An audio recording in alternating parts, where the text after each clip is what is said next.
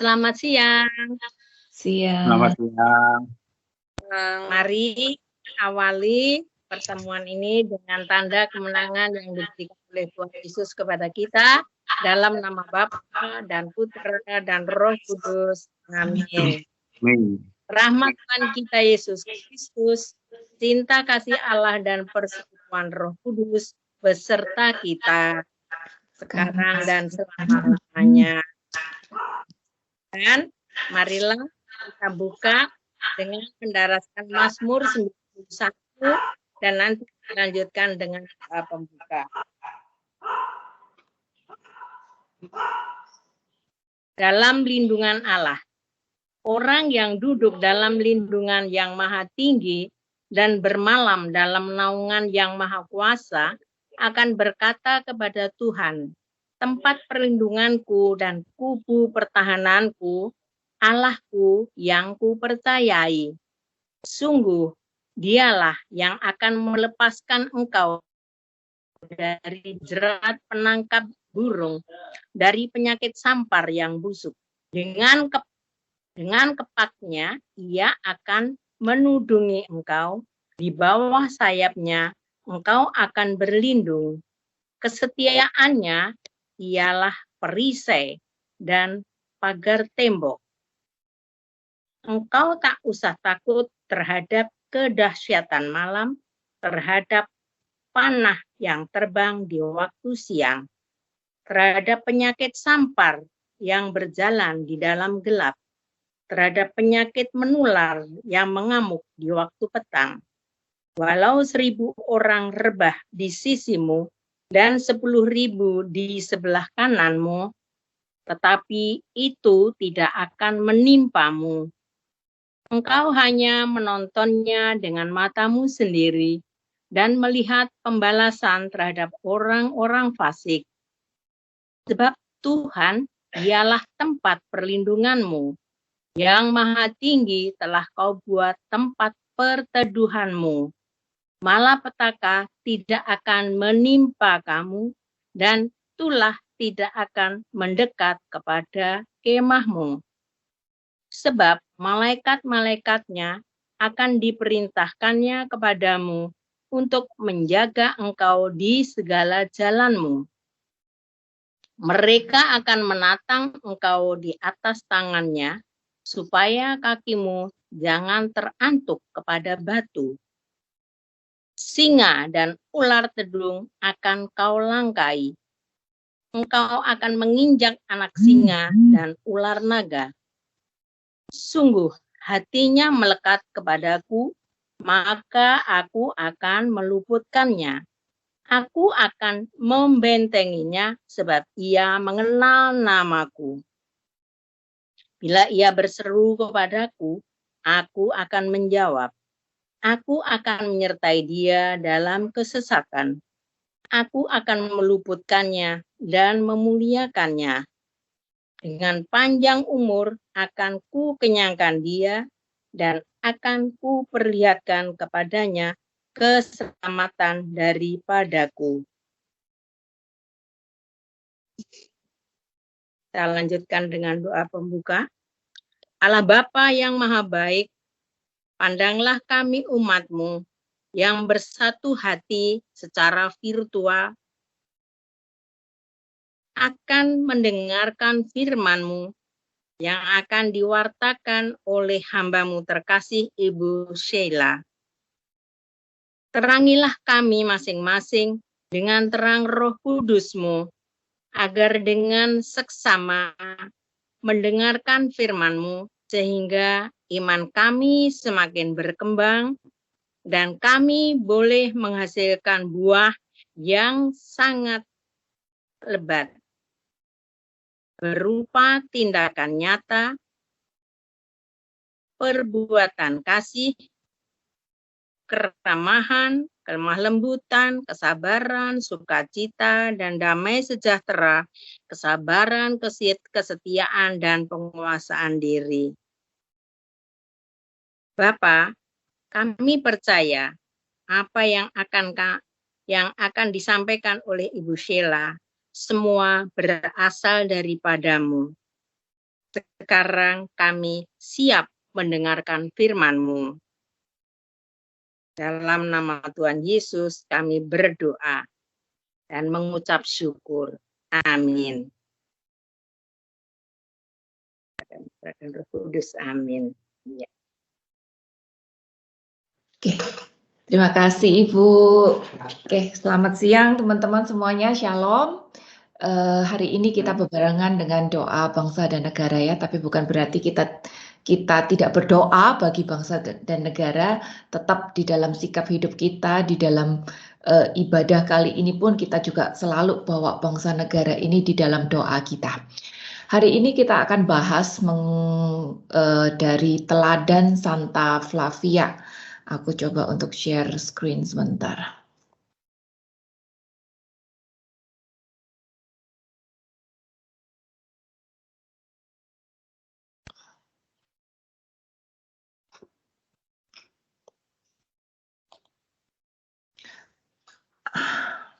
Oke, munculkah? Muncul. Oke, aku coba gedein sebentar ya biar kelihatan. Biar yang pakai HP tetap bisa kelihatan. Oke, teladan Santa Flavia, teladan iman. Siapa sih Santa Flavia ini?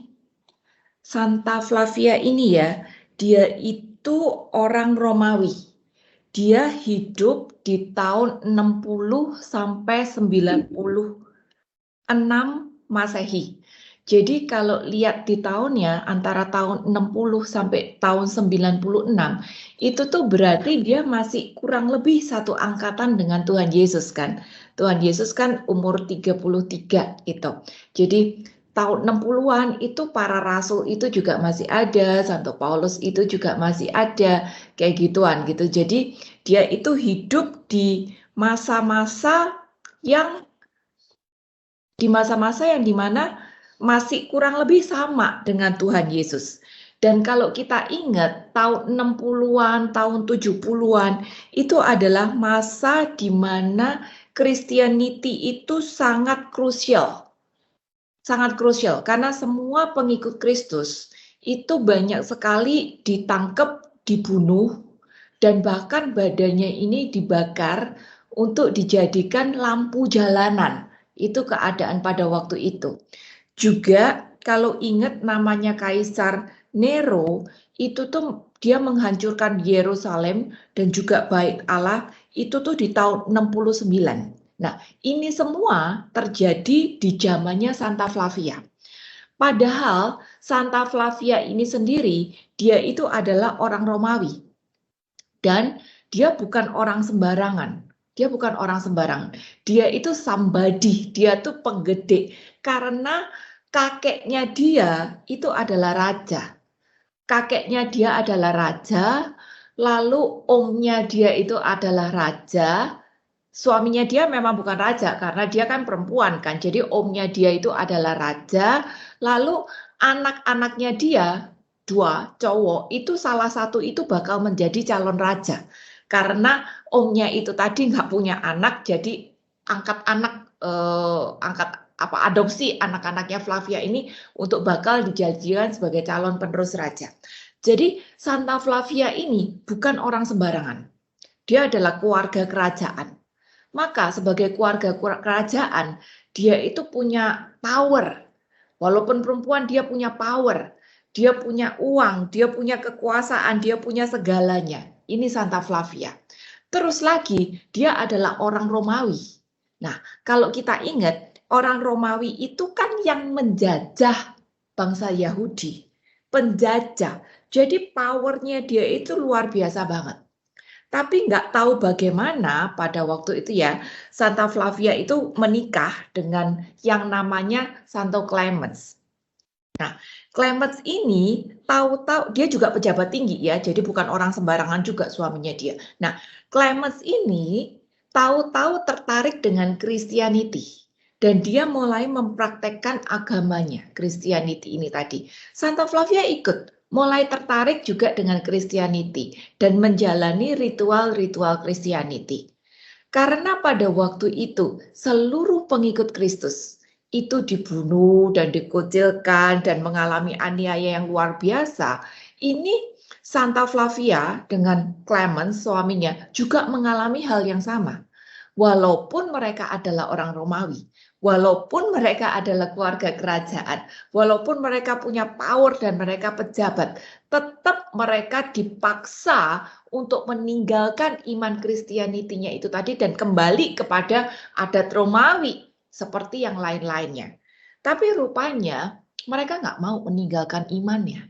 Mereka tetap berpegang pada iman Kristianiti yang baru mereka kenal itu tadi. Nah, akibatnya apa? Suaminya Clemens dibunuh langsung karena tidak mau meninggalkan imannya. Sedangkan Santa Flavia, karena dia punya garis keturunan langsung dari raja ini tadi ya, kalau suaminya kan dia pejabat tinggi, anggota keluarga tapi masih ponakan-ponakan, jadi garisnya nggak langsung. Tapi kalau Santa Flavia karena dia cucu langsung daripada raja, jadi dia satu garis masih dengan raja. Dia nggak dibunuh, dia dibuang. Dia dibuang di satu pulau, dia dikucilkan gitu. Tapi tetap selama masa pembuangan itu tadi, dia tidak meninggalkan imannya. Nah, anak-anaknya sendiri menghilang. Nggak tahu lagi ceritanya gimana. Kemungkinan besar takut karena hari-hari itu memang menjadi Kristen itu adalah satu tantangan yang luar biasa. Tapi Santa Flavia ini tetap bertahan pada imannya. Dia tidak mau meninggalkan iman Kristianitinya sampai pada akhirnya tahun 96 dia akhirnya dibunuh karena tetap tidak mau meninggalkan imannya. Maka kita belajar dari Santa Flavia ini bagaimana dia seorang Romawi penjajah yang istilahnya punya kuasa, punya uang, punya jabatan, punya otoritas gitu. Kok tetap mau bertahan di dalam imannya? Kalau misalnya dia ngomong deh, diam-diam aja deh, dia doa gitu. Dia tetap di depan orang, dia tetap menjalankan ritual Romawinya, tapi dia doanya di belakang. Kalau dia mau lakukan seperti itu, mungkin dia bisa juga lakukan. Secara namanya dia punya power gitu untuk lakukan itu. Tapi kenapa dia tetap berusaha untuk mempertahankan imannya, padahal taruhannya itu nyawa. Di antara segala macam kekuasaan duniawinya, power uang yang dia punya, dia rela tinggalkan itu semua demi imannya. Nah, ini sesuatu yang luar biasa banget, yang harusnya kita teladani dan kita pelajarin agar kita juga mampu mempertahankan iman kita walaupun ada tantangan-tantangan, godaan-godaan dunia. Ya. Orang akan selalu bilang, iman, aku punya kok. Di Roma 10 ayat 9 mengatakan, aku harap teman-teman punya Alkitab semua ya di depannya ya. Banyak yang ayatnya aku sengaja nggak tulis dengan tujuan, dengan harapan biar pada buka Alkitabnya. Roma 10 ayat 9. Ini ayat yang udah sering banget kita bahas, bilang, sebab jika kamu mengaku dengan mulutmu bahwa Yesus adalah Tuhan dan percaya dalam hatimu bahwa Allah telah membangkitkan dia dari antara orang mati, maka kamu akan diselamatkan. Nah, kita kan sering berpatokan pada ayat ini. Aku ngaku kok dengan mulut kalau Yesus Tuhan. Aku percaya kok di dalam hati kalau dia yang telah dibangkitkan di antara orang mati. Nah, teman-teman, kita mesti ingat ya, ayat Romawi ini ditulis di zaman Roma, di zamannya Santa Flavia, di zamannya Paulus, di mana Christianity itu menjadi sesuatu yang krusial. Kalau orang berani percaya dalam hati, apalagi mengaku dengan mulut, itu resikonya nyawa loh. Jadi untuk menjadi seorang Kristen, harga yang harus dibayar itu mahal, bisa sampai kehilangan nyawanya. Itu keadaan zaman itu. Hari ini beda. Hari ini kita bisa aja dengan gampang ngomong aku percaya kok, hatiku aku percaya, kan aku PA, kan aku doa, kan aku misa, kan aku novena, kan aku rosario dan segala macam. Mulut gampang aku percaya kalau Yesus itu Tuhan. Aku percaya kalau dia yang dibangkitkan di antara orang mati. Aku percaya kalau dia akan sudah tebus kita dan akan datang kembali. Ngomong dengan mulut itu gampang. Tapi jelas iman Kristianiti kita bukan cuma sekedar aku percaya dan ngomong. Tapi terlebih lagi bagaimana sikap hidup kita. Ini yang menunjukkan iman. Iman itu tidak ditunjukkan dengan hatiku merasa begini, mulutku ngomong begini. Enggak. Tapi iman itu kan harus dibuktikan di dalam sikap hidup kita. Bagaimana dalam keadaan apapun, seperti Santa Flavia, dalam keadaan apapun tetap setia, tetap taat, walaupun ada harga yang harus dibayar. Dan kesetiaan dan ketaatan itu bukan cuma sekali dua kali, tapi sepanjang hidup kita sampai akhir, kita dituntut untuk setia dan taat. Dan itu yang akan menjadi bukti iman kita. Bukan cuma sekedar aktivitas, oh aku berdoa, aku ngomong dengan mulutku, aku percaya. Enggak. Tapi iman kita dibuktikan dengan karakter, kesetiaan, ketaatan, sikap hidup kita sehari-hari. Nah, ini kan bukan satu hal yang gampang. Karena sampai hari ini tawaran dunia itu tetap. Dari zaman dulu, zamannya Santa Flavia, sampai hari ini, tawaran dunia itu tetap. Ada uang, ada kedudukan, ada kenikmatan. Kan? Sekarang bagaimana Santa Flavia yang istilahnya udah punya semuanya itu, ada uang, ada kedudukan, ada kenikmatan, dia rela untuk drop itu tadi dan memilih hidup di dalam kesengsaraan dunia demi imannya kepada Tuhan. Itu kan luar biasa sekali. Itu kan luar biasa sekali. Bisa dibilang tantangan kita hari ini nggak seberat Santa Flavia pada waktu itu, ya. Nggak seberat tantangan dia pada waktu itu.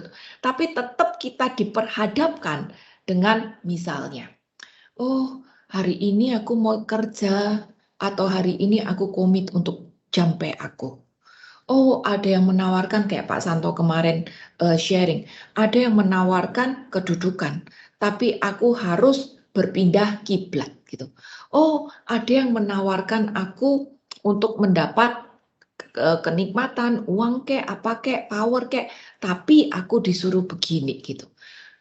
Kita tahu teman-teman, hari-hari ini ada banyak sekali tawaran-tawaran yang membuat iman kita jatuh. Mungkin nggak sedrastis langsung pindah agama. Tapi bisa jadi kita diminta untuk tidak hidup di dalam kesetiaan dan ketaatan. Karena ada tawaran dan kenikmatan itu tadi. Contohnya, aku ingat sharing seorang teman ya, yang kebetulan salah satu anggota keluarganya adalah penjudi. Nah, si penjudi ini nggak merasa loh dia goyah iman, karena dia tetap berdoa, dia tetap misa, dia tetap rosario. Bahkan sebelum judi pun dia doa dulu loh rosario. Dia minta diberkati ada judinya menang. Nah, aku nggak tahu tantangan apa, tawaran dunia apa yang ada di hadapan Bapak Ibu teman-teman hari ini. Ya, tapi yang jelas tantangan itu ada. Mungkin kita tidak disuruh berpindah agama secara gratis, secara drastis, tapi cek diri sendiri. Apakah saya disuruh dalam tanda kutip selingkuh dari Tuhan? Tidak taat, tidak setia pada imanku. Hari ini kita belajar dari Santa Flavia, bagaimana dia bisa mempertahankan imannya dibandingkan tawaran-tawaran dunia ini tadi. Yang sudah jelas di depan mata kita, uang, kedudukan, kenikmatan. Mungkin kita bisa tanya kepada diri kita sendiri, uang, kedudukan, kenikmatan. Ini kan sesuatu yang dicari oleh seluruh orang dunia ya. Apa berarti aku nggak boleh punya uang? Jelas enggak. Oh ini, sorry, aku ternyata tulis ayatnya. Tadi kita baca ya, Roma 10 ayat 9 ya. Jadi iman itu dibuktikan dengan ketaatan, kesetiaan, bahwa saya adalah seorang pelaku firman. Aku yakin semuanya sudah hafal ini. Bahwa iman dibuktikan dengan perbuatan. Iman tanpa perbuatan hakikatnya adalah mati. Iman dengan perbuatan menjadikan iman itu sempurna. Aku yakin teman-teman sudah hafal ini. Jadi iman itu bukan cuma sekedar ngomong, bukan cuma sekedar dalam hati, tapi ada bukti nyata yang harus kita tunjukkan di dalam ketaatan sehari-hari sebagai pelaku firman. Berikutnya, jadi bagaimana? Apakah saya harus menjadi seperti Santa Flavia yang drop semuanya, drop uangnya, drop posisinya, lalu hidup dalam doa aja? Atau saya harus menjadi seperti pertapa-pertapa, seperti Romo, seperti suster yang tidak bekerja dan hidup hanya di dalam doa aja? Jelas enggak ya, teman-teman? Ada ayat juga yang mengatakan bahwa kalau nggak kerja ya jangan makan. Jadi Tuhan tahu gitu, kalau kita di dunia ini ya butuh kerja. Bahkan Tuhan juga tahu kalau hidup ini butuh uang. Nggak mungkin kita bisa hidup kalau kita nggak punya uang. Maka kita tetap harus kerja agar dapat uang kan. Bahkan 100% teman-teman di sini semuanya juga kerja. Dan untuk apa kita kerja? Uang. Gitu. Apakah itu menjadi sesuatu yang salah kalau kita kerja untuk uang? Karena kalau kita perbandingkan dengan Santa Flavia, dia drop semuanya loh. Dia drop uangnya, dia drop jabatannya demi iman kepada Yesus. Apakah kalau saya bekerja, berarti sekarang saya tidak beriman? Ini bagaimana menunjukkan iman saya walaupun saya tetap harus bekerja? Nah, aku akan tunjukkan seperti ini, mulai dari satu ayat. Pertanyaan, bolehkah ingin cepat kaya? Aku tidak tulis ayatnya di sini sengaja dengan harapan biar teman-teman buka Alkitab semua. Bolehkah ingin cepat kaya? Kita kerjakan karena pengen duit juga kan? Jadi bolehkah kita ini pengen cepat kaya? Boleh dijawab unmute, boleh dijawab dalam hati sendiri. Boleh nggak kira-kira pengen cepat kaya ini tadi? Jawabannya aku udah tulis. Di Amsal 28 ayat 20 itu tadi. Aku akan bacain.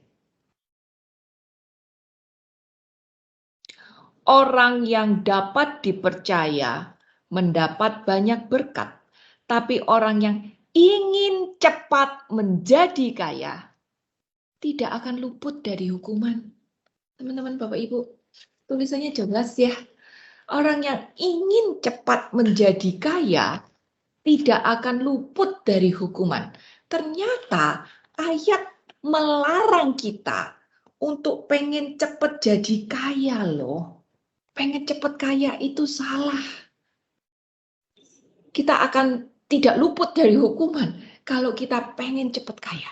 Kenapa? Karena keinginan kita untuk cepat kaya itu menjadi satu hasrat yang negatif.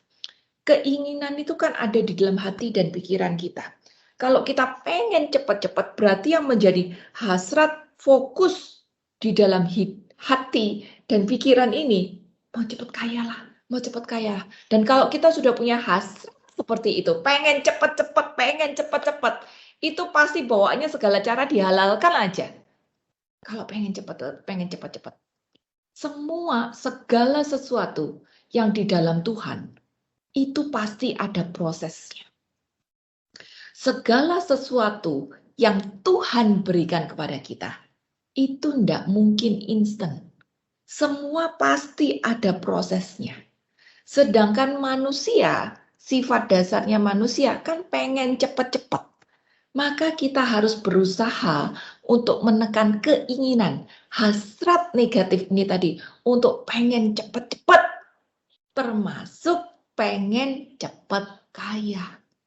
Karena kalau kita punya hasrat pengen cepat kaya ini tadi, kita tidak akan luput dari hukuman. Aku yakin ya tidak ada yang dari kita yang kepengen terhukum gitu. Jadi ya matikan hasrat pengen cepat kaya. Karena kalau ini kita ikutin terus hasrat ini, nanti lama-lama segala cara akan dihalalkan kok. Gitu, karena pengen cepat itu tadi. Lihat segala sesuatu itu yang wajar-wajar aja. Misalnya kalau kerja ya udahlah cari bunga mungkin yang 8-10% wajar gitu. Tapi kok cari bunganya 90-100% ya itu udah nggak wajar gitu. Hadir jalan Tuhan itu nggak mungkin instan. Padahal manusia pengennya instan ya. ATM instan, mie instan. Tapi mie instan juga nggak langsung jadi, butuh 3 menit pasian kan. Jadi ingat aja, ingin cepat kaya itu nggak boleh. Karena itu hasratnya negatif. Oke, berikutnya. Kalau pengen kaya ini nggak boleh, lalu kalau cuman pengen kaya aja, nggak cepet-cepet deh, cuman pengen kaya aja, tapi nggak usah cepet-cepet gitu. Boleh nggak kalau seperti ini? Boleh nggak pengen kaya aja, tapi nggak usah cepet-cepet? Kira-kira seperti apa teman-teman? Kalau tadi kita udah lihat ternyata ayat bilang nggak boleh pengen cepet kaya. Sekarang kalau pengen kaya doang, tapi nggak usah cepet-cepet. Kira-kira boleh apa enggak? Jawabannya di 1 Timotius 6 ayat yang ke-9. Itu bilang, tetapi mereka yang ingin kaya terjatuh ke dalam pencobaan, ke dalam jerat, dan ke dalam berbagai-bagai nafsu yang hampa dan yang mencelakakan, yang menenggelamkan manusia ke dalam keruntuhan dan kebinasaan. Nah loh, ayat bilang ingin kaya, terjatuh pada pencobaan. Ternyata pengen aja kagak boleh. Jangankan cepet-cepet ya, pengen kaya aja kagak boleh. Gitu. Kenapa? Sama sebetulnya. Karena keinginan itu adalah sesuatu yang negatif. Tetap menjadi sebuah hasrat yang negatif. Mau cepet-cepet atau mau kagak cepet-cepet. Tapi kalau hasratku adalah kepada uang, ini adalah hasrat yang negatif. Ya, contohnya aja. Kayak nggak ada orang sebetulnya itu yang kepengen jadi penjudi ya. Semua orang tahu kok, judi itu dosa. Nggak ada orang yang kepengen menjadi pelacur, kayak gitu-gituan. Aku banyak bergaul, kita Pak Santo juga ya, kita banyak bergaul dengan PSK jalanan, transgender. Nggak ada orang yang kepengen menjadi pelacur, PSK. Tapi kenapa mereka lakukan itu? Karena pada dasarnya mereka pengen mengejar kekayaan itu tadi. Walaupun nggak dengan cara yang udahlah pikirnya nggak mencuri lah, mencuri mungkin cepet-cepet ya, korupsi gitu mungkin cepet-cepet gitu. Kalau menjadi penjudi atau dobelin buku di bank, di perusahaan gitu kan nggak cepet-cepet. Tapi kan hasratnya tetap pada hasrat uang. Jadi ini menjatuhkan diri sendiri sebetulnya. Kenapa? Kalau kita lihat ayat berikutnya ya, ayat yang ke-10, 1 Tim 6 ayat yang ke-10, itu bilang, karena akar segala kejahatan ialah cinta uang. Bukan uangnya yang salah. Bukan uang yang salah, tapi cinta uang. Cinta uang itu tadi yang membuat kita jatuh. Jadi sekarang tanyakan ke diri sendiri, hatiku, hasratku ini ada di mana? Karena Tuhan bilang manusia itu tidak bisa mengabdi pada dua Tuhan. Mau ngabdi sama Tuhan atau mau ngabdi sama Mamon, gitu kan? Jadi sekarang hasrat cintaku ini sama siapa? Kalau hasrat cintaku sama uang, maka aku pasti kepengen kaya. Dan setelah aku kepengen kaya, aku ndak puas, aku kepengen cepet jadi kaya. Di situ segala cara dihalalkan. Mau korupsi kek, mau mencuri kek, segala cara akan dihalalkan. Sebab oleh memburu uanglah beberapa orang telah menyimpang dari iman dan menyiksa dirinya dengan berbagai duka. Duka yang harusnya nggak perlu, dia ambil itu karena apa? Karena hasrat tuan yang menjadi tuan di dalam hatinya itu adalah uang itu tadi. Jadi sekarang kalau nggak boleh cepat kaya, kalau nggak boleh ingin kaya, kalau jadi kaya boleh nggak? Kalau tadi cepat-cepat nggak boleh, pengen kaya juga nggak boleh. Jadi sekarang boleh nggak jadi kaya? Kira-kira gimana tuh? Boleh nggak jadi kaya? Ya, kalau kita jadi kaya, jawabannya boleh. Boleh. Kalau kekayaan itu atas kehendak dari Tuhan, itu boleh. Bukan karena hasrat keinginan kita sendiri, itu boleh. Karena di dalam Alkitab, kita juga melihat kok, banyak tokoh-tokoh iman yang Tuhan izinkan kaya. Abraham, kayanya setengah mati. Ayub, kayanya juga setengah mati, bahkan setelah kejatuhannya dia, Tuhan kembalikan kekayaannya dia berlipat-lipat. Yusuf, kaya. Daud, raja jelas kaya. Salomo dikatakan nggak ada orang yang punya kekayaan seperti dia. Wanita-wanita yang melayani Yesus di dalam perjalanan hidupnya, mereka semua orang kaya, gitu. Jadi kalau Tuhan izinkan terjadi, boleh jadi kaya itu tadi, jadi kaya. Karena kalau tidak ada orang kaya, nanti siapa yang jadi donatur gereja, buat ngebangun gereja.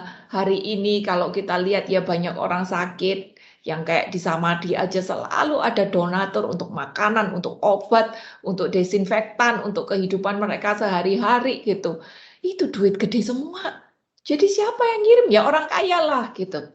Dan itu Tuhan izinkan terjadi. Kalau Tuhan kehendaki menjadi kaya, boleh. Amsal 10 ayat 22 bilang, berkat Tuhanlah yang menjadikan kaya. Susah payah tidak akan menambahinya. Jadi Tuhan mengizinkan juga kita menjadi kaya bila, ada bilanya ya, bila kita siap menanggung kekayaan itu. Bila kita siap menanggung kekayaan itu. Saat itu, kekayaan, uang, power, jabatan yang kita punya tidak akan kita pakai untuk dalam tanda kutip neko-neko. Karena apa? Karena kita sudah siap untuk menanggung itu. 3 Yohanes 1 ayat 2 itu sengaja aku tulis bahasa Inggrisnya. Karena yang bahasa Indonesia terjemahannya itu enggak bagus. Enggak bisa dimengerti artinya. Jadi aku tarik dari bahasa Inggrisnya. Bilang, beloved, I pray that you may prosper. Kita tahu ya kata-kata prosper. Ada kelimpahan. In all things and be in health just as your soul prosper. Perhatikan kata-kata ini. Just as your soul prosper. Berarti apa yang dimau Tuhan? Tuhan mau roh jiwa kita prosper duluan. Baru semuanya nanti Tuhan akan tambahkan kepada kita. Jadi teman-teman, jangan kebalik. Jangan minta prosperity dunia. Tapi mintalah kepada Tuhan prosperity, kelimpahan, kekayaan untuk roh jiwa kita dulu. Saat roh dan jiwa kita sudah prosper, maka segala sesuatu yang Tuhan izinkan kita nikmati, kita hadapi, kita akan sanggup. Karena apa? Karena roh jiwa kita sudah prosper duluan. Kita punya fondasi yang kuat untuk untuk memakai apapun yang Tuhan percayakan kepada kita dengan bijaksana.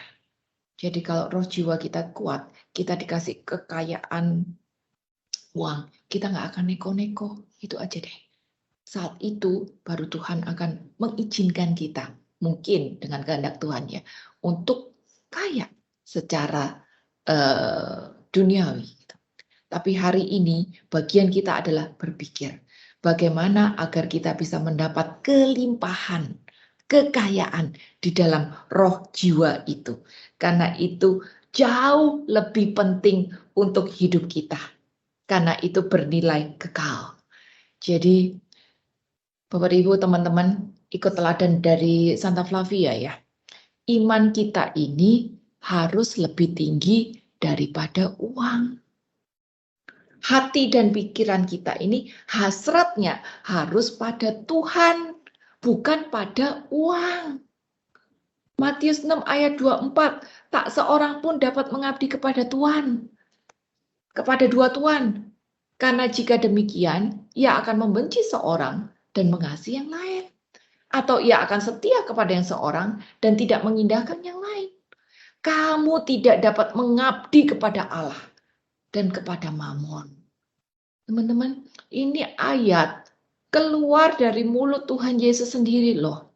Bagaimana dia, Yesus yang adalah Tuhan, yang adalah Mamon, mau dalam tanda kutip membandingkan dirinya dengan Mamon. Padahal sebenarnya tidak sebanding ya. Tuhan itu kekal, Tuhan itu di sana, Tuhan itu pemilik kehidupan dan segalanya. Dan Mamon, siapa? Dia cuma penguasa dunia sementara aja yang nanti pada akhirnya akan masuk pada kebinasaan kekal. Tapi Tuhan berani membandingkan dirinya dengan Mamon. Demi apa? Agar kita ngerti bahwa hasrat kita, iman kita, itu harus lebih tinggi daripada uang. Yang menjadi kecintaan, pokok perasaan kita, pokok pemikiran kita, itu harusnya Tuhan, bukan uang. Ini yang membuat Santa Flavia berani melepaskan segalanya. Dia diiming-imingin kekuasaan, kembali lagi kepada kejabatannya, kembali lagi masuk ke istana, keluar dari tempat pembuangannya, asal dia meninggalkan imannya, dia nggak mau. Lebih baik dia hidup sengsara di dunia, tapi dia mendapatkan kekekalan yang nyata nantinya. Ini yang dipertahankan oleh Santa Flavia. Bagaimana dengan kita di dalam kehidupan kita? Bisa nggak, walaupun nggak sedrastis Santa Flavia, tapi dalam hal kecil-kecil kehidupan kita, kita lebih mengutamakan iman daripada kenikmatan-kenikmatan dunia. Iman harus lebih tinggi daripada Mamon. Karena apa? Mamon itu adalah hamba yang baik, tapi dia adalah tuan yang jahat. Dia adalah hamba yang baik bila dia tidak menjadi berhala buat aku. Dia adalah hamba yang baik bila hasratku bukan pada dia. Uang adalah hamba yang baik bila saya bisa kontrol kedaginganku, kontrol uang tersebut. Sehingga apa yang aku punya, uang yang aku punya, bisa aku pakai untuk kemuliaan Tuhan. Untuk tolong orang, untuk jaga relasi dengan sesama, untuk persembahan, dan macam-macam. Gitu. Uang harus menjadi di bawah kontrol aku. Uang adalah hamba yang baik, tapi dia adalah tuan yang jahat. Kalau fokusku pada uang, aku mendewakan uang, aku mendewakan otoritas, jabatan, dan sebagainya. Hati, pikiranku, hasratku mengejar kepada dia. Maka Tuhan bukan lagi menjadi yang utama di dalam kehidupanku. Jadi, cek ke diri sendiri. Siapa hal utama yang ada di dalam kehidupan hari ini? Santa Flavia sudah memberi kita contoh yang ekstrim, di mana dia berani melepaskan uang, jabatan, kekuasaannya demi imannya kepada Tuhan. Hari ini kita nggak sampai kayak Santa Flavia kok. Nggak sampai dikucilkan, nggak sampai berdarah-darah, nggak sampai dibunuh pula, nggak sampai kehilangan keluarganya gitu. Tapi tetap kita diminta untuk membuktikan iman kita. Apakah iman kita bisa lebih tinggi daripada kenikmatan-kenikmatan dunia. Teman-teman ingat ya, berkali-kali kita bahas ini, bahwa manusia bagaimanapun juga itu punya dua macam tubuh. Ada yang namanya tubuh rohani, ada yang namanya tubuh jasmani. Ingat ya, tubuh rohani bersifat kekal. Pengkhotbah 12 ayat 7 bilang, manusia ada waktunya tubuh kembali menjadi tanah dan roh kembali kepada Allah yang menciptakannya. Aku yakin semuanya udah sadar ini. Ada waktunya kita mati, meninggalkan dunia ini, dan bagaimanapun yang bernilai kekal, itu adalah roh kita. Ya, tubuh jasmani tidak kekal, tubuh rohani itu kekal. 2 Kor 5 ayat 18, bukti kalau tubuh jasmani ini cuman sementara. Aku bacain. 2 Kor 5 ayat 11.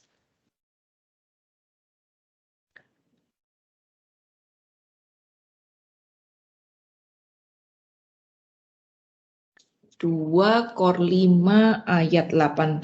Salah itu aku tulisnya. Harusnya 2 Kor 4. Harusnya itu 2 Kor 4 ayat 18. Kalau ayat paralelnya yang mencatat 2 Kor 5 ayat 20. Ini dua ayat yang ngomong sama. Aku bacain satu dulu. 2 Kor 4 ayat 18. Sebab kami tidak memperhatikan yang kelihatan. Yang kelihatan itu apa sih ya? Segala macam yang di dunia inilah yang kelihatan, termasuk badan kita kan. Tapi melainkan yang tak kelihatan. Yang tak kelihatan itu apa? Roh jiwa kita, iman kita. Karena yang kelihatan adalah sementara. Tubuh kita ini sementara. Sedangkan yang tak kelihatan, roh jiwa kita, iman kita, itu adalah yang kekal. Maka hari ini teman-teman, Bapak dan Ibu, kita belajar bahwa yang harus dikenyangkan, yang harus didewasakan, itu harusnya roh jiwa kita. Jangan kita cuman memperhatikan hal-hal jasmani aja. 24 jam sehari, kita ini sering loh terlalu sibuk dengan hal-hal jasmani. Dan sampai kita lupa untuk memperhatikan roh jiwa kita. Mungkin ada beberapa yang ngomong, enggak, aku memperhatikan juga roh jiwaku, aku doa pagi, aku doa makan, aku doa malam, aku ikut misa, aku rosario. Nah, bagus. Kalau udah ikut itu semua bagus. Tapi cek lagi, agar setiap ibadah ritual-ritual kita ini benar-benar mendewasakan roh jiwa. Bukan cuma badan kita aja PA, badan kita aja ibadah, misa dan segala macam, tapi ya pikirannya gambiar, hatinya nggak di sana, sikap tingkah lakunya tidak dijaga, kayak gitu-gituan. Orang yang benar-benar mendewasakan roh jiwanya, ibadahnya itu pasti ada dampak positif. Dan dampak positif itu akan kelihatan dari karakter, mindset yang berubah, kesetiaan, ketaatan itu akan kelihatan. Mindsetnya tidak lagi pada aku. Tidak akan lagi bilang, ngertiin aku dong, kamu berubah dong, kan aku begini, kamu ngikut aku dong. Enggak. Tapi orang yang benar-benar membina relasi pribadi dengan Tuhan, yang ibadahnya benar-benar membawa roh dan jiwanya kepada Tuhan, itu pasti mindsetnya berubah. Gak lagi untuk diri sendiri, tapi bisa melihat keadaan dari sudut pandang orang lain. Bisa melihat keadaan dari sudut pandang Kristus. Tidak lagi mementingkan apa kata orang, apa kehendakku, apa yang nyaman dan bagus untuk aku. Tidak. Tapi lebih mementingkan damai, ngalah, sabar, nggak tersinggung, nggak baperan, kayak gitu-gitu. Jadi cek, orang yang terlalu concern dengan hal jasmani tidak akan pernah mengerti hal-hal duniawi. Karena, terbalik, orang yang terlalu concern dengan hal-hal dunia tidak akan pernah mengerti hal rohani. Karena hal-hal rohani itu tidak tampak. Hal-hal yang tidak tampak, hal rohani itu tidak tampak, tapi bersifat kekal. Dan itu tidak bisa ditafsirkan secara logika. Jadi bagian kita adalah mendewasakan roh jiwa ini tadi. Yang bersifat kekal itu tadi, agar kita mengerti setiap hal yang tersirat, yang tidak kelihatan, yang tidak bisa dinalarkan, tapi ternyata bersifat kekal. Ini yang sudah ditangkap oleh Santa Flavia dan santo-santa yang lainnya. Contohnya Matius 4 ayat 4 itu perkataan bahwa manusia tidak bisa hidup dari roti saja, tapi dari setiap firman yang keluar dari mulut Allah. Nah, gimana itu dinalarkan? Orang kita tahu selama kita hidup, kita juga butuh makan kok. Gimana kita bisa hidup kalau cuma makan firman? Gimana caranya makan firman? Emang ini kertas dibakar lalu diminum? Kan nggak seperti itu. Nggak seperti itu. Firman ini kita baca, kita resapkan, lalu kita hidupi, kita pakai sebagai cermin untuk diri sendiri agar saya yang berubah duluan. Nggak bisa ditafsirkan dengan logika. Maka kita butuh untuk mengerti bahwa roh jiwa itu harus didewasakan. Sehingga aku bisa mengerti hal-hal yang tersirat, tapi bernilai kekal. Ini bagian kita. Dan ini yang berani dikejar oleh Santa Flavia. Sekarang kita cek. Tuhan tempatnya di mana di dalam hidup aku? Dia di prioritas nomor berapa di dalam kehidupan aku? Apa yang menjadi prioritasku hari ini? Kerjaankah? Keluargakah? Olahragakah? Uangkah?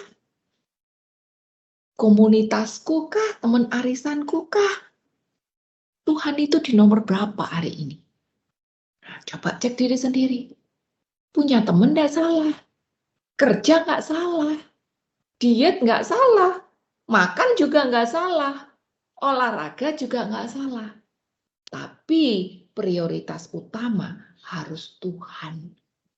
Karena kalau saya bisa memprioritaskan Tuhan sebagai yang utama dibanding semua mamon itu tadi, maka kehidupanku akan menjadi balance. Antara aku dengan Tuhan, aku dengan sesama, aku dengan kerjaan, aku dengan kehidupanku sendiri akan menjadi balance. Jadikan Tuhan yang utama di dalam hidup kita. Dan tidak ada berhala-berhala yang lain. Maka semuanya itu akan mengalir. Ingat tadi ayat bilang kalau roh jiwa kita prosper, maka semuanya akan mengikuti menjadi prosper. Kalau roh dan jiwa kita memprioritaskan Tuhan, maka yang lain-lain akan mengikuti menjadi prosper. Dan saat kita tahu prioritas kita utama adalah Tuhan, orang yang tahu prioritasnya itu akan mampu menyingkirkan segala macam halangan.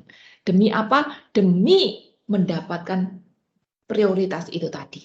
Contoh, hari ini ya. Hari ini kan ada banyak sekali orang sakit kan ya. Setiap hari aku baca WA dari berbagai macam grup. Butuh obat A, butuh obat B, butuh plasma, butuh tempat isoman, butuh vitamin ini, butuh masker. Aduh, setiap hari aku baca itu. Bahkan orang-orang nggak kenal juga bisa broadcast dan minta ini itu. Kenapa? Karena mereka memprioritaskan kesehatan dari keluarga yang dia kasih. Karena dia memprioritaskan hal itu, maka segala macam cara, segala macam halangan, gunung aku daki, laut aku seberangi demi mendapatkan sesuatu yang dia prioritaskan itu tadi. Bahkan ada satu orang juga yang sampai sewa pesawat demi ngangkut ini keluarganya keluar dari Jakarta yang sudah tidak ada ICU dan dipindahkan ke Medan kalau nggak salah, karena di sana lagi ada ICU. Sampai kayak begitu. Gitu. Karena apa? Karena itu adalah prioritas. Demikian juga di dalam hidup kita. Kalau kita memprioritaskan Tuhan di dalam hidup kita, maka kita akan bisa menyingkirkan segala macam halangan. Rasa males. Aku tanggung nih kerjaan. PA kan minggu depan ada lagi. Udahlah minggu depan aja. Ntar aja lah, besok-besok aja nih filmnya lagi nanggung nih. Aku nonton di YouTube-nya aja ntar PA gitu.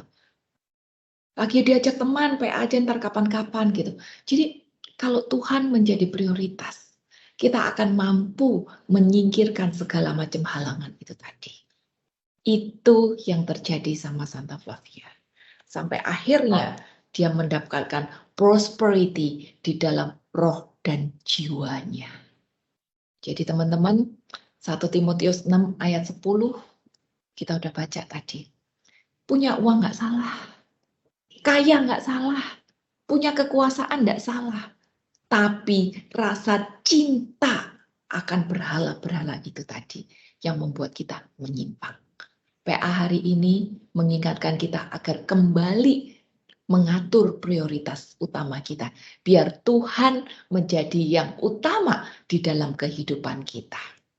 Nah, sebenarnya hal ini sudah bukan sesuatu yang aneh lagi ya.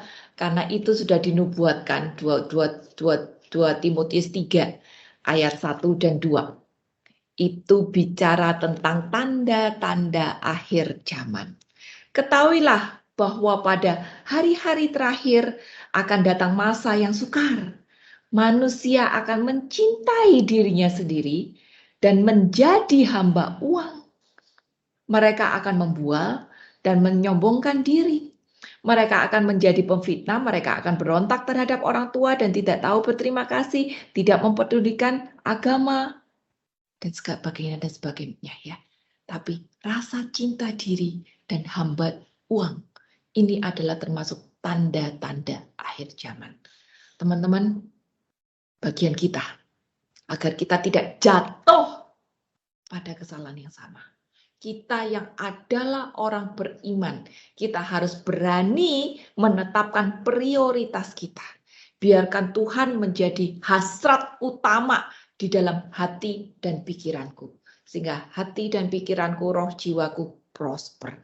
Aku tetap mengutamakan iman dan imanku berada di atas segala sesuatu yang ada di dalam hidupku. Karena kalau kita sadar, 2 Korintus 8 ayat 7, ini beberapa ayat tambahan ya. Uang itu nggak dibawa mati. Semua juga bilang gitu. Biar orang agama apapun, latar belakang apapun, juga sadar sebetulnya akan hari ini. Bahwa uang itu tidak dibawa mati.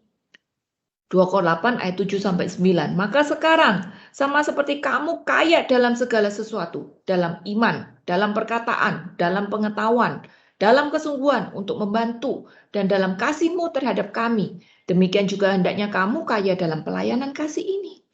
Aku mengatakan hal ini bukan sebagai perintah, melainkan dengan menunjukkan usaha orang-orang lain untuk membantu.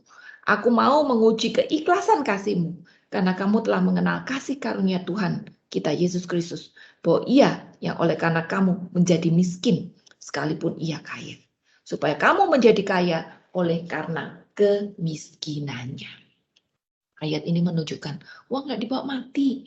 Jadi sebenarnya orang yang kaya itu bukan orang yang depositonya banyak, bukan orang yang propertinya banyak, tapi orang yang kaya di mata Tuhan itu adalah orang yang berani berbagi dengan sesamanya dengan hati yang tulus. Hati yang tulus, garis bawain, bukan cuma berbagi lalu bilang, Tuhan aku udah bagi ya, catat ya, gitu, enggak seperti itu. Tapi berbagi dengan belas kasih yang tulus. Karena kesadaran bahwa apapun yang kita punya di dunia ini tidak bersifat kekal. Prioritas utamaku adalah Tuhan. Prioritas utamaku adalah kekekalan roh jiwa yang sesungguhnya. Hagai 1 ayat 5-7 yang belum familiar, Hagai ini termasuk nabi-nabi kecil, dia ada di perjanjian lama, dia ada di atasnya Maleaki, golongan kedua setelah Maleaki. Hagai 1 ayat 5-7. Oleh sebab itu, pergilah firman Tuhan semesta alam. Perhatikanlah keadaanmu. Kamu nabur banyak, tapi bawa pulang hasil sedikit.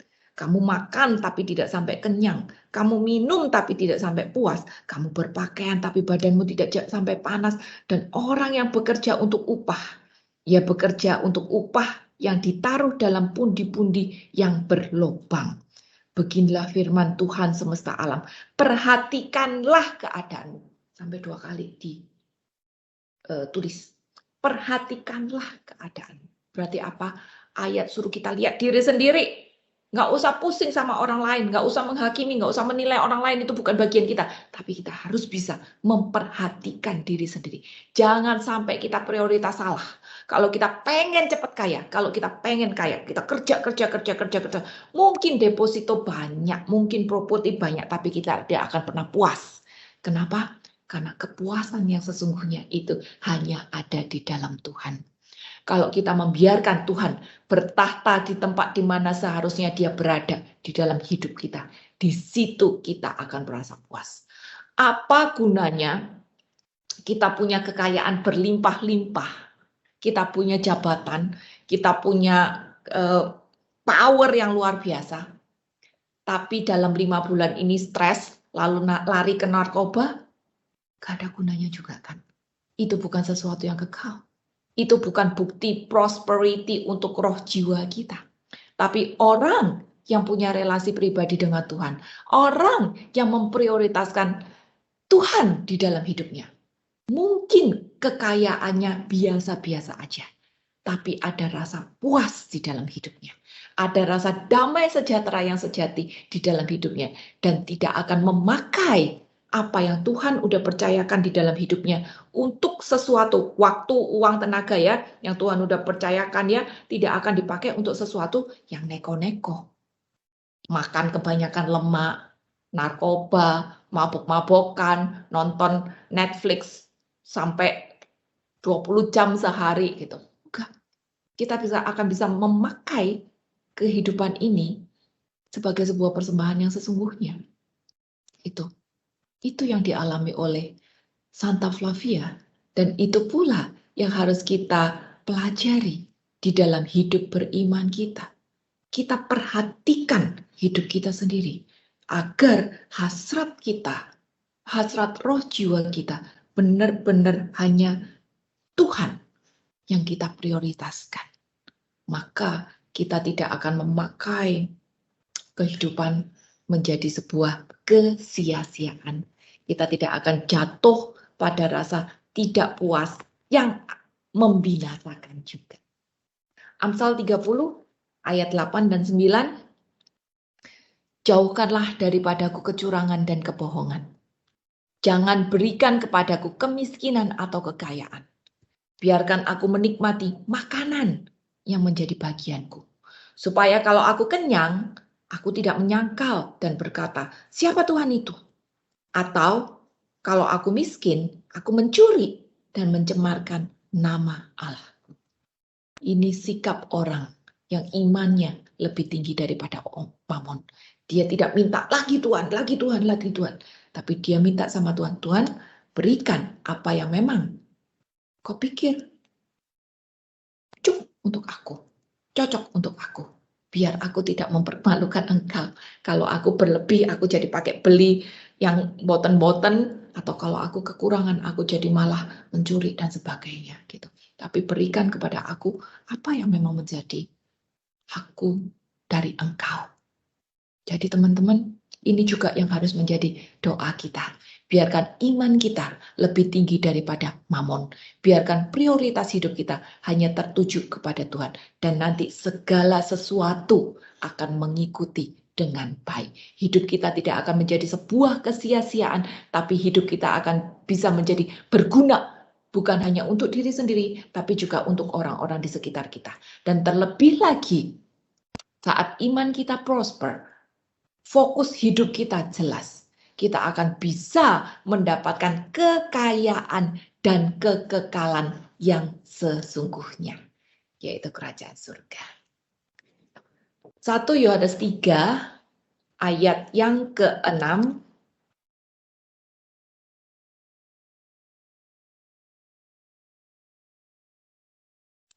Yohanes 3 ayat yang ke-6 bilang, karena itu setiap orang yang tetap berada di dalam Dia tidak berbuat dosa lagi. Setiap orang yang tetap berbuat dosa tidak melihat dan tidak mengenal Dia. Ini peringatan untuk kita. Jangan sampai ibadah itu cuma secara jasmani, tapi secara rohani kita tidak berkembang ya. Karena ayat udah jelas ngomong bahwa orang yang sudah di dalam Tuhan itu harusnya tidak berdosa lagi. Kalau masih berdosa, berarti udah tidak di dalam Dia. Teman-teman perhatiin gini ya, bahwa yang dimaksud ini adalah orang yang sudah di dalam Dia itu tidak hidup di dalam dosa. Jatuh di dalam dosa itu bisa. Jatuh di dalam dosa itu bisa. Seperti Daud juga pernah jatuh di dalam dosa. Semua manusia pernah jatuh di dalam dosa. Bahkan Petrus pun jatuh di dalam dosa. Dosa yang nggak main-main, menyangkal Yesus. Tapi jatuh di dalam dosa, saat sadar, ya cepetan bangun. Cepetan berbalik. Gitu. Tapi orang yang sudah hidup di dalam Tuhan, itu harusnya tidak hidup di dalam dosa. Orang yang hidup di dalam dosa itu udah sadar kalau itu salah, tapi dibablasin wae. Itu loh hidup di dalam dosa.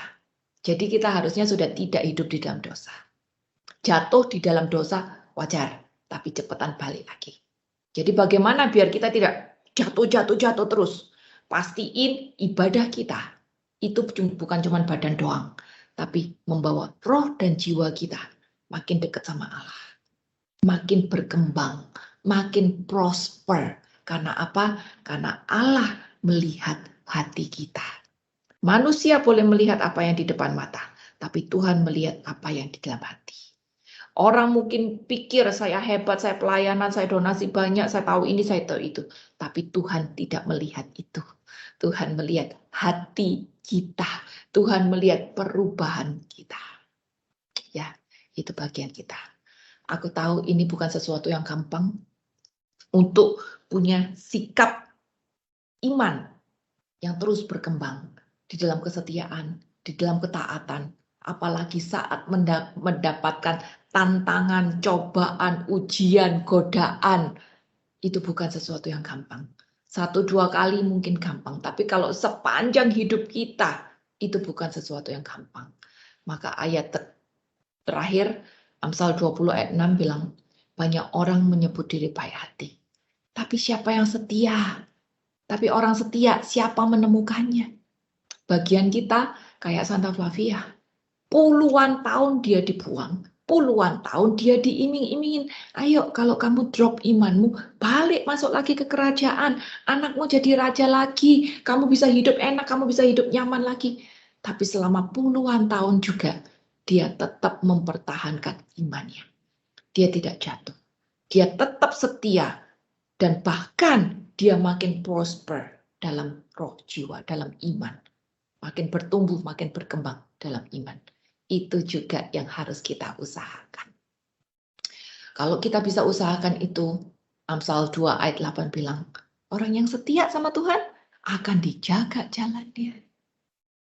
Teman-teman, aku tidak tahu cobaan, tantangan, ujian apa yang hari ini dihadapi, tapi bagian kita melihat teladan dari Santa Flavia ini tadi, biar iman kita tetap bertumbuh di dalam Dia. Sampai iman kita ada di atas mamon dunia.